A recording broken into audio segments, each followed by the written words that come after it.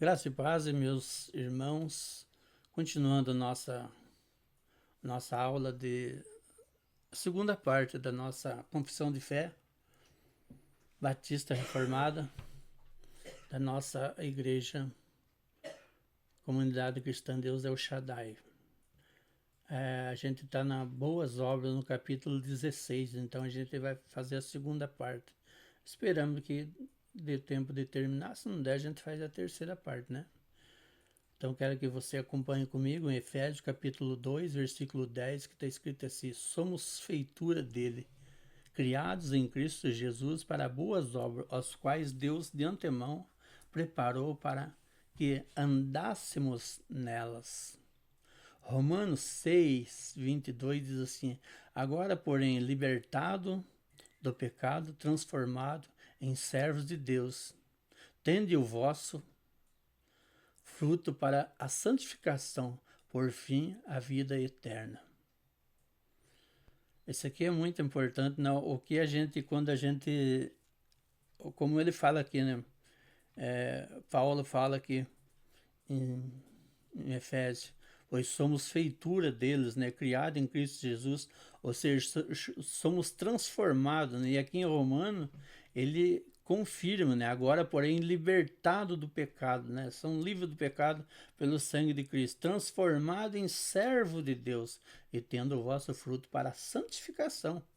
Por fim, a vida eterna. Porque se nós não tiver, o nosso fruto não for santo, nós não jamais vamos se aproximar de um Deus tão poderoso e justo, né? Então Deus não aceitaria.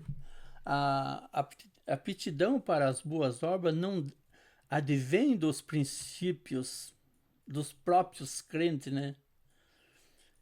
De modo algum, essa aptidão provém do Espírito de Cristo. E para que os crentes possam desempenhar boas obras no plural, né? É necessária uma influência contínua do mesmo Espírito Santo, além das graças já recebidas, para neles realizar tanto o querer como o efetuar, segundo a boa vontade de Deus. Isso, porém, não significa que devam tornar-se negligentes como se não tivesse a obrigação de cumprir um dever, senão quando especialmente movido pelo o Espírito Santo. Pelo contrário, né, os cristãos devem ser diligentes e desenvolver a graça de Deus, então, que há nele, né? Que nele há, né? Então isso aqui não vem de nós, né? Essa fé, essa perfeição, a perfeição não existe um cristão que seja perfeito, né? Mas a santificação, buscando a santificação, isso vem de Deus, não vem de nós mesmos, porque nós somos buscados por Deus e não é nós que buscamos a Deus. As pessoas dizem assim: eu vou buscar a Deus, a partir de hoje eu vou buscar a Deus. Se você não tiver um chamado, não for escolhido, não adianta você querer é, buscar a Deus, que você não vai chegar a lugar nenhum, sabe? É a mesma coisa, compara, claro que não há, é uma grande diferença, mas compara assim para mim. Mande vários versículos, vários currículos numa firma, e aquela firma ela conhece todos os teus antepassados, sabe quem você é, e você não tem um passado muito bom. Outras firmas, você já deixou portas fechadas. O que é aquela firma? Será que ela vai. Você encher de 50, 100 currículo lá, será que ela vai dar uma chance para você? É difícil isso aí, né? Então, assim, Deus, ele escolhe. Agora ele escolhe a comparação da firma para que você entendesse isso. Mas Deus não escolhe pela qualidade nossa. Sem qualidade. Porque se nós tivéssemos, fosse Deus escolhesse por nossas qualidades, nossa, nós fazia tudo para ser, né, santo, e isso não depende de nós, né?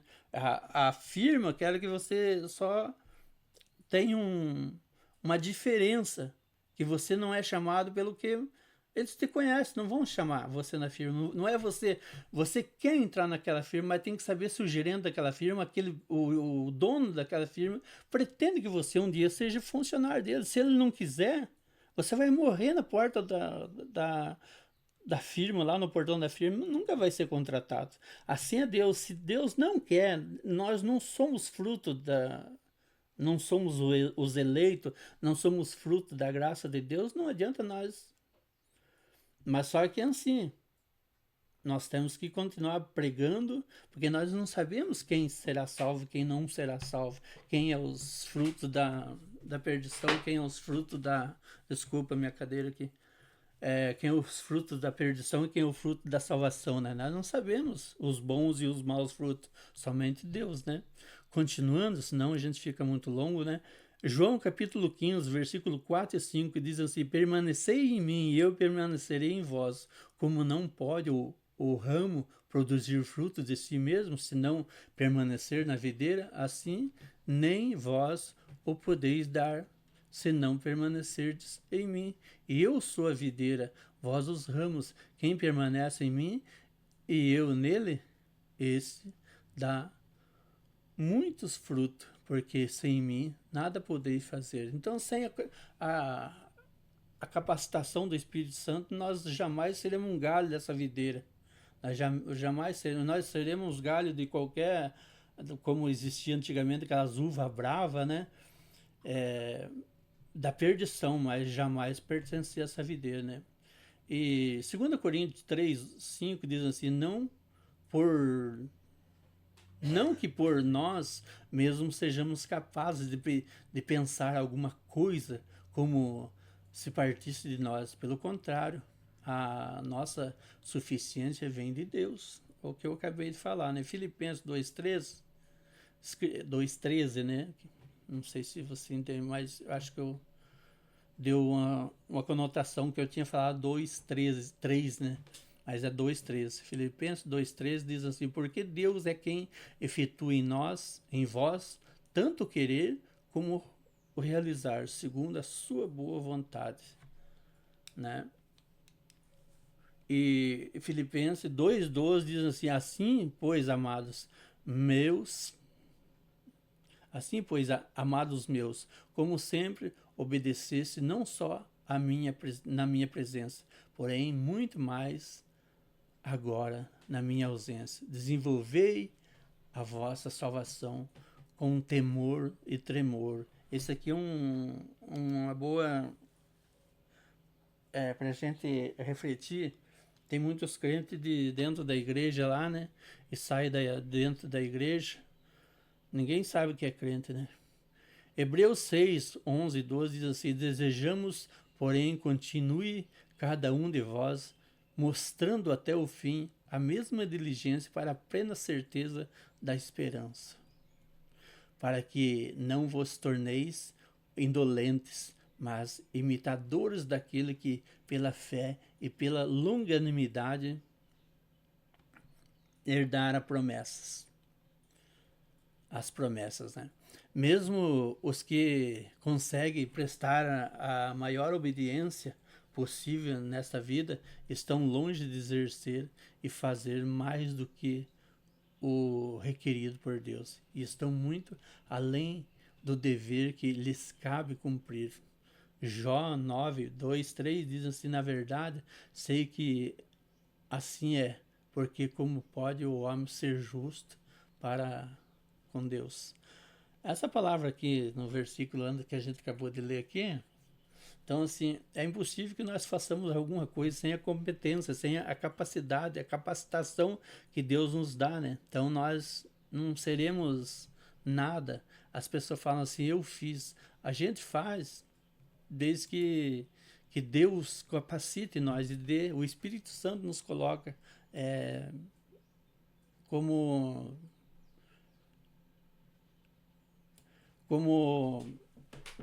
para fazer aquela obra, capacita nós para fazer aquela obra. Sem a capacitação do Espírito Santo, jamais vamos conseguir fazer qualquer uma obra. Opa, saí daqui. Então, continuamos. Se quiser contender com ele, nem a uma de 1000 coisas lhe poderá responder, nem com 1000 palavras nós conseguimos responder uma pergunta de Deus, né? Gálatas 5:17 diz assim: porque a carne milita contra o espírito e o espírito contra a carne, porque são opostos entre si, para que não façais o que porventura seja do vosso querer.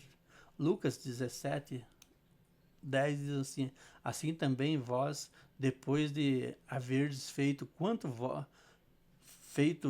vós foi ordenado, dizei, somos servos inúteis, porque fizemos apenas o que devíamos fazer. Então, assim, a gente só faz aquilo que Deus capacitou nós para fazer. Nossa, que obra grande que você faz, nossa, que competência que você tem. E a gente acha aquilo maravilhoso, mas esquece de ver a grandeza de Deus e a misericórdia de Deus que é feito na vida daquele ser humano para que ele faça aquelas coisas. Ninguém faz nada sozinho, né? Sem Deus. Por nossas melhores obras não podemos merecer junto a Deus o perdão do pecado ou a vida eterna, visto que ser grande a desproporção entre nossas obras e a glória por vir. É infinita a distância entre nós e Deus. Como nossas obras não podemos fazer benefício a Deus e nem satisfazê-lo pela dívida, né, de nossos pecados anteriores. Mesmo se fizermos tudo o que nos seja possível, teremos apenas cumprido com o nosso dever e ainda seremos servos inúteis. Se nossas obras são boas, é porque procede do Espírito. Contudo, à medida em que são desempenhadas por nós, essas obras vão sendo contaminadas e mescladas a tanta fraqueza e imperfeição que não podem suportar a severidade do julgamento divino. Então, por mais que seja grande a nossa obra, temos que dar graça ao nosso Deus por nos capacitar a fazer, né, a obra que nos capacitou. Visto que ninguém será, Romanos 3:20, né, diz assim, visto que ninguém será justificado diante dele por obras da lei, em razão de que pela lei vem o pleno conhecimento do pecado. Efésios 2:8-9 diz assim: porque pela graça sois salvos, mediante a fé, e isto não vem de vós, é dom de Deus, não de obras, para que ninguém se glorie. Romanos 4:6 diz assim: e assim também que Davi declara ser bem-aventurado o homem a quem Deus atribui justiça, independentemente de obras. Gálatas 5:22-23 diz assim: mas o fruto do Espírito é amor, alegria, paz, longanimidade, benignidade, bondade, fidelidade, né? Mansidão, domínio próprio, contra essas coisas não há lei. Isaías, deixa eu ver o nosso tempo aqui, tá. Isaías 64:6 diz assim: mas todos nós somos como o imundo, e todas as nossas justiças como trapo de imundícia. Todos nós murchamos como a folha, e as nossas iniquidades como um vento nos arrebatam. Somos arrebatados. Que qualidade nós temos? Amanhã depois nem sabemos se estamos aqui, né? Salmo 143:2 diz assim: não entre juízo com o teu servo, porque à tua vista não há justo nenhum vivente. Todavia, desde que os crentes como pessoas são aceitos por meio de Cristo, as suas obras também são aceitas em Cristo.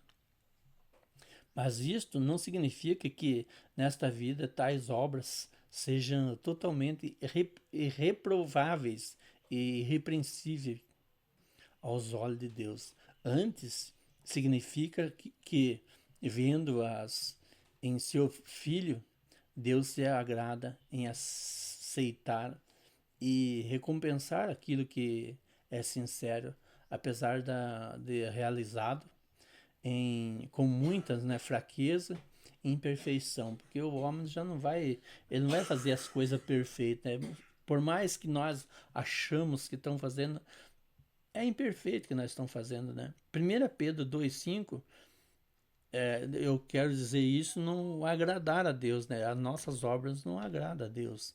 É porque nós fazemos porque Ele manda, então não tem para que nós se... É como Abraão foi justificado pela fé. Que mérito teve Abraão? Não, nenhum, né? Porque Deus que capacitou ele. 1 Pedro 2,5 diz assim: também vós mesmo, como pedras que vivem sois edificados, casa espiritual, para ser de sacerdote santo, a fim de oferecer sacrifícios espirituais agradáveis a Deus por intermédio de Jesus Cristo. Mateus 25, 21, 23 diz assim: disse-lhes o Senhor: muito bem, servo bom e fiel. Foste fiel no pouco, sobre o muito te colocarei. Entra no gozo do Senhor. Então a gente está um tempo já meio grande, né? Estamos atingindo 16 minutos e meio. Vamos terminar só essa parte aqui, né? Disse-lhe o Senhor: muito bem, servo bom e fiel. Foste fiel no pouco, sobre o muito te colocarei. Entra no gozo do teu Senhor. Daí a gente para por aqui, né? E terminando com a terceira parte desse capítulo. Tá bom? Que a graça e a paz do nosso Senhor Jesus Cristo nos abençoe hoje e sempre. Quero que você compartilhe o vídeo, dê o seu like lá, né? Para que a gente incentive a gente a estar gravando mais aulas, né? E postando no nosso canal. Amém? Até a próxima. Que Deus nos abençoe.